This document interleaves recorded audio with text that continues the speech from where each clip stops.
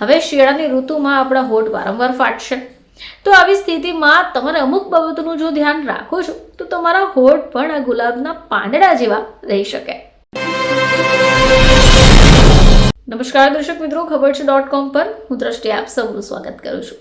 દર્શક મિત્રો, ગુલાબી પાન એટલે કે ગુલાબના પાંદડા જેવા હોઠ કોને ન ગમે? હવે ઘણી બધી સ્ત્રીઓ અને પુરુષો પોતાના હોઠનો આ રંગ જાળવી રાખવા માટે ઘણી બધી મહેનત પણ કરે છે. હવે શિયાળાની ઋતુમાં આપણા હોઠ વારંવાર ફાટશે, તો આવી સ્થિતિમાં તમારે અમુક બાબતોનું જો ધ્યાન રાખો છો તો તમારા હોઠ પણ આ ગુલાબના પાંદડા જેવા રહી શકે. તો ગુલાબની પંખોડીઓ જેવા લિપ્સ જો તમને જોઈતા હો તો તમે હોમમેડ લિપ બામ બનાવી શકો. હવે આ ઋતુમાં હોઠની સમસ્યા સામાન્ય બની જાય છે. હવે ઘણા બધા લોકો મોંઘા લિપ બામ પણ ખરીદે છે, પરંતુ જો તમે ઓછા ખર્ચે પોતાના ઘરમાં રહીને લિપ બામ બનાવવા ઈચ્છતા હો તો આ વિડીયો તમારા માટે છે. તો શિયાળાની ઋતુમાં ત્વચાને લગતી સમસ્યાઓ વધશે જ. હવે આ ઋતુમાં ઠંડો પવન આપણા હોઠમાંથી ભેજ છીનવી લે છે. આવી સ્થિતિમાં આપણા હોઠ ફાટવા લાગે છે અને આ જ કારણે તમારે તમારા હોઠની કાળજી લેવી જરૂરી છે. ચલો આજે આપણે ઘરે જ ઉપલબ્ધ એવી વસ્તુઓમાંથી લિપ બામ કઈ રીતે બનાવી શકાય એ વિષય પર જાણીશું. હવે લિપ બામ બનાવવા માટે તમને જોઈશે 1 ચમચી જેટલું એલોવેરા જેલ અને અડધી ચમચી નારિયેળ તેલ. તો એલોવેરા જેલ અને નારિયેળ તેલ બંનેને એક નાના બાઉલમાં મિક્સ કરવું જોઈએ. હવે તમારે આ બંને વસ્તુને સારી રીતે મિક્સ કરીને એક સ્વચ્છ કન્ટેનરમાં ભરી દેવાનું છે અને તમારે નિયમિત રીતે એને હોઠ ઉપર લગાવવાનું છે. આમ કરવાથી તમારા હોઠ કોમળ રહેશે. હવે વાત કરીએ રાસબેરી લિપ બામની.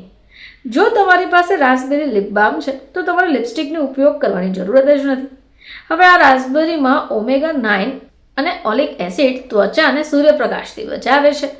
હવે આ રાસબેરી જે છે તે તમારી ત્વચાને મોઇશ્ચરાઇઝ પણ કરે છે. જો તમારે આ રાસબેરી લિપ બામ બનાવવું છે તો એના માટે તમને જોઈશે અડધી ચમચી જેટલું મીઠ, અડધી ચમચી જેટલું સૂકો રાસબેરીનો પાવડર અને 1 થી 2 ચમચી નારિયેળ તેલ. હવે તમારે એક કઢાઈ લઈ લેવાની છે અને એમાં નારિયેળનું તેલ રેડી મીણને ઉમેરી દેવાની છે. આ મીણ ઓગળી જાય એટલે ગેસ બંધ કરી ગ્રાઇન્ડ કરેલ રાસબેરીને ઉમેરી દો. સારી રીતે મિક્સ થઈ જાય બસ એટલે એને કન્ટેનરમાં ભરી દો. હવે આ સિવાય લીંબુ લિપ બામનો ઉપયોગ પણ તમે કરી શકો. આ લિપ બામ માટે તમને જોઈશે 2 ચમચી નારિયેળ તેલ, 2 ચમચી મીણ, 2 ચમચી કોકો બટર, 2 ચમચી બદામ તેલ અને ચૂનો.